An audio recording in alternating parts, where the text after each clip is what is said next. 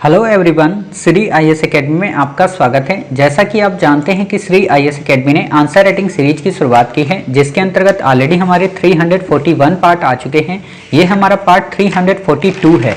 अपने इस पार्ट में हम देखेंगे कि आपके द्वारा हमारे टेलीग्राम चैनल पर किस प्रकार का प्रश्न लिखकर भेजा गया, उसे आपने किस तरीके से लिखा और वास्तव में उसमें किन किन बिंदुओं को ऐड करने की आवश्यकता है। तो चलिए शुरू करते हैं। जैसा कि आप देख रहे हैं, ये प्रश्न आपके द्वारा हमारे टेलीग्राम चैनल पर लिखकर भेजा गया है। तो सबसे पहले हम आपके इस प्रश्न को पढ़ेंगे, फिर आपके उत्तर को पढ़ेंगे और देखेंगे कि वास्तव में इसे आपने कैसे लिखा है और इसमें किन किन बिंदुओं को ऐड करने की आवश्यकता है। आपका प्रश्न, सांप्रदायिकता भारत के राष्ट्रीय एकीकरण की दिशा में सबसे बड़ी बाधा है, कथन की विवेचना करें। आपने उत्तर लिखा है, किसी एक संप्रदाय का अपने धर्म आचरण को उच्च समझना तथा दूसरे संप्रदाय के प्रति घृणा, विध्वंस और हिंसा का भाव रखना ही सांप्रदायिकता है। ये एक ऐसी संकीर्ण मनोवृत्ति है जो धर्म और संप्रदाय के नाम पर मानव के बीच अलगाव पैदा कर समाज को छिन्न भिन्न कर देती है, जिससे राष्ट्रीय एकीकरण और अखंडता के मार्ग में सबसे बड़ी बाधा बनकर उभरती है, पैदा कर छिन्न भिन्न कर देती है तथा राष्ट्रीय एकीकरण और उसके अखंडता के मार्ग में, ऐसे लिखना है। खैर बाद में उसको बताएंगे। सांप्रदायिकता से सामाजिक वातावरण इतना विषाक्त हो जाता है कि लोगों में नैतिकता का ह्रास होने लगता है और समाज से सहिष्णुता का पतन हो जाता है, अर्थात समुदायों में समरसता का इतना अभाव हो जाता है कि देश के कोने कोने में हिंसात्मक गतिविधियों, हिंदू मुस्लिम लड़ाई, मॉब लिंचिंग, मॉब नहीं मॉब, चंद्र की बिंदी यहाँ पे आएगी केवल, मॉब लिंचिंग को सह मिलने लगती है, जिससे न केवल आम लोगों की दिनचर्या बाधित होती है बल्कि सार्वजनिक संपत्तियों का काफ़ी लिखिए, सही से काफ़ी लिखा है, काफ़ी मात्रा में नष्ट होता है, नुकसान होता है और इस प्रकार से आंशिक रूप से चल रहे विकास कार्य भी बाधित होते हैं। इन्हीं विसंगतियों के कारण बाहरी शक्तियों, अलगाववादियों को अपने व्यक्तिगत हित साधने की पृष्ठभूमि मिलती है। मुख्यतः सांप्रदायिकता भारत में राजनीतिक क्षेत्र के संकीर्ण मार्ग से ही प्रवेश करती है। हालांकि देश में एकीकरण को बढ़ावा देते समय एकीकरण को बढ़ावा देने हेतु समय समय पर सरकार द्वारा कई कारगर कदम भी उठाए गए हैं। वर्तमान समय में उठाए गए कुछ महत्वपूर्ण कदम निम्नवत हैं। काफ़ी अच्छा आपने लिखा। अच्छा, आप मैप बहुत अच्छा बनाती हैं, मतलब इस चीज़ की मैं तारीफ़ करना चाहूँगा। आपकी मैपिंग बनाने की मतलब बहुत रेयर होता है कि ऐसा बच्चे इतना अच्छा मैप बना दें। ठीक है, तो जिन लोगों को मैप ना आता हो वो इनका मैप देखकर सीख सकते हैं। ठीक है, काफ़ी अच्छा आपने डायग्राम बनाकर बता दिया कि अच्छा इतनी चीज़ें यहाँ पे हमारे यहाँ होती हैं, अमृत महोत्सव, पर्यटन पर, भारत पर, एक भारत श्रेष्ठ भारत। ठीक है ना, बहुत अच्छा, ऐसा ही करना चाहिए डायग्राम। अब देखो, इससे समझ में नहीं आ रहा कि देश में सांप्रदायिकता को हम कैसे रोक सकते हैं। ठीक है, परंतु हमें राष्ट्रीय एकीकरण जैसे सपने को पूरा करने तथा सांप्रदायिकता के नकारात्मक पक्ष को दूर करने हेतु कई कदमों को उठाने की आवश्यकता है। जैसे समुदाय के लोगों में नैतिक चेतना जागृत करना होगा, जिसकी शुरुआत शिक्षा के शुरुआती चरण में है। नैतिक शास्त्र का पाठ जोड़ा जा सकता है। किशोर व नवयुवकों के लिए इतिहास की सही व्याख्या कर उन्हें भारत दर्शन का अवसर उपलब्ध कराएं। अटल इनोवेशन जैसी अम्ब्रेला स्कीम से लाभ होगा। साथ ही फेक न्यूज़ों पर सरकार सहित आमजनों की भागीदारी आवश्यक है, जो अशिक्षित लोगों सहित शिक्षित को भी गुमराह करते हैं। इस कोरोना महामारी में बहुत से लोगों की मृत्यु गलत नुस्खे व भय से हुआ है, जिसका प्रसार करता आम लोग हैं। निष्कर्षतः सांप्रदायिकता के गहरे रंग चुनावी गतिविधियों के दौरान कुछ राजनेताओं द्वारा ही चढ़ाए जाते हैं, अर्थात उन्हें भी इसके लिए आगे आना चाहिए। काफ़ी अच्छा आपने उत्तर लिखा, मतलब भाषा शैली को तो आपने बहुत ही अच्छा ग्रंथित किया है। बस आपको थोड़ा सा एक काम ये करना था कि ये जो आपने बताया ना, इसको थोड़ा और शॉर्ट करिए। ऐसा नहीं कि इन लाइनों को हटा दीजिए, फेंक दीजिए, इन लाइनों को फेंकना नहीं है।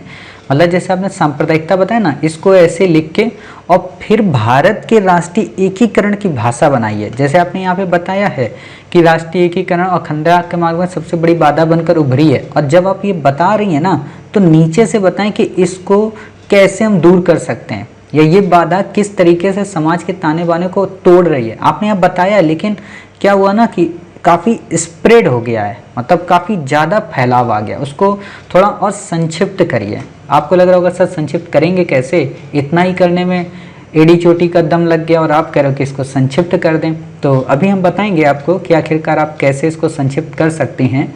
और आपने ये अच्छा बनाया है, लेकिन मैप को थोड़ा और नीचे रखिए या तो ऊपर वाली लाइन हटा दीजिए, क्योंकि मैप थोड़ा साफ दिखना चाहिए। ठीक है, और जब आप मैप बनाती हैं ना, तो आप एक काम किया करें कि जैसे मान लीजिए आपने मैप बनाया था, ठीक, तो आप ऐसे इस पर डिज़ाइन करती, अमृत महोत्सव, ठीक है, पर्यटन पर्व, ठीक है, बीच से ऐसे निकालती भारत पर्व, ठीक है, यहाँ से ऐसे निकालती एक भारत श्रेष्ठ भारत, ठीक है, यहाँ से इत्यादि को नहीं लगाना है आपको।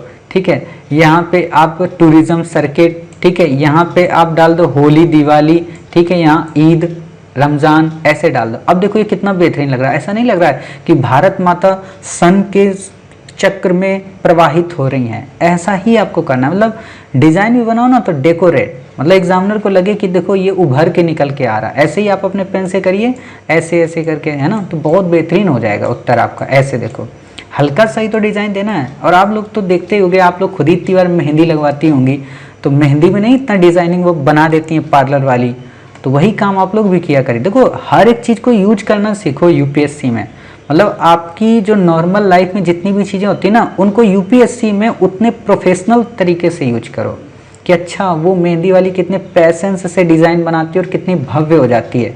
तो वैसा ही अगर हम मैप में ऐसा ही मेहंदी वाली डिज़ाइन कर दें तो, है ना, तो डेकोरेशन करो, यही तो क्रिएटिविटी दिखानी है। इसी से तो उत्तर आपका बेहतरीन से और बेहतरीन हो जाएगा। ठीक है, ये चीज़ आपको करना है। दूसरी बात ये है कि यहाँ पे कारण ये है ना कि इतना तो आपने पैसेज बता दिया, काफ़ी गुंथित करके आपने बता दिया पैसेज, तो आप यहाँ पे एक काम और कर सकती हैं कि यहाँ आप इसको पॉइंट में ही बता सकती थी। मैं इसलिए कह रहा हूँ क्योंकि बात ये ना, आपने पैसेज बहुत बता दिया, तो कभी कभी क्या होता है ना, स्पेस नहीं मिलता है।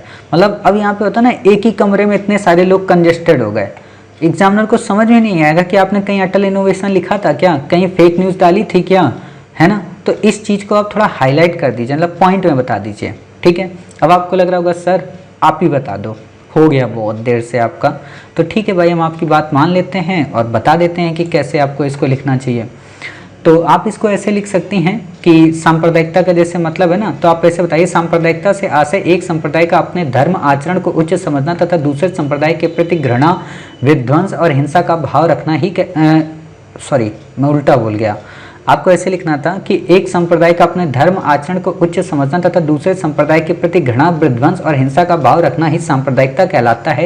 यह वास्तव में एक ऐसी संकीर्ण मनोवृत्ति है जो धर्म और संप्रदाय के नाम पर मानव के बीच अलगाव पैदा कर मॉब लिंचिंग जैसी घटनाओं को उत्पन्न करती है, जिससे न केवल हिंदू मुस्लिम दंगे होते हैं बल्कि राष्ट्रीय एकीकरण की अखंडता के मार्ग में भी सबसे बड़ी बाधा बनकर उभरती है। यह समाज में सहिष्णुता का पतन करती है तो समुदायों में समरसता का अभाव को उत्पन्न करती है।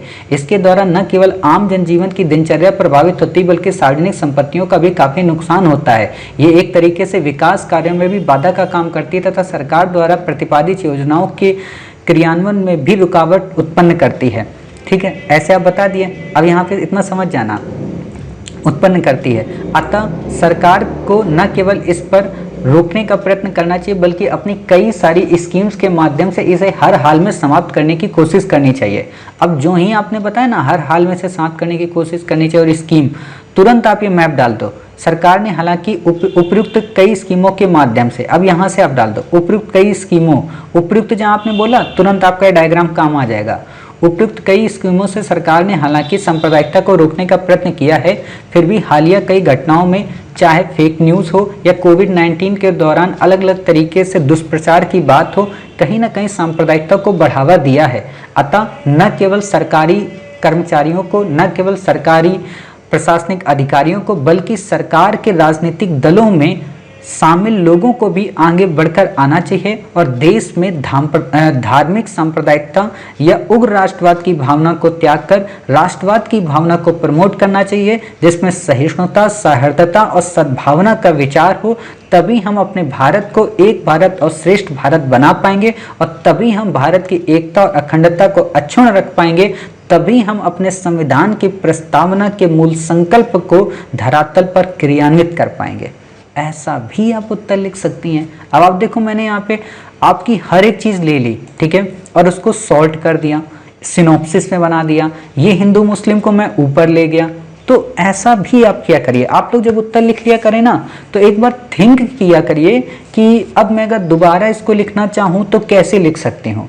और जिस दिन आपने थिंकिंग प्रोसेस अपनाना शुरू कर दिया ना, तो आपकी जुबान पे उत्तर रटा होगा और उन्हीं तथ्यों और तर्कों से आप बेहतरीन ताना बाना बुन सकते हैं, जो कि आपके उत्तर को न केवल धारा प्रवाह बनाएगा बल्कि आपकी भाषा शैली में परिपक्वता को भी शो कर देगा, जिससे आपके अंकों में काफ़ी ज़्यादा बढ़ोतरी होगी।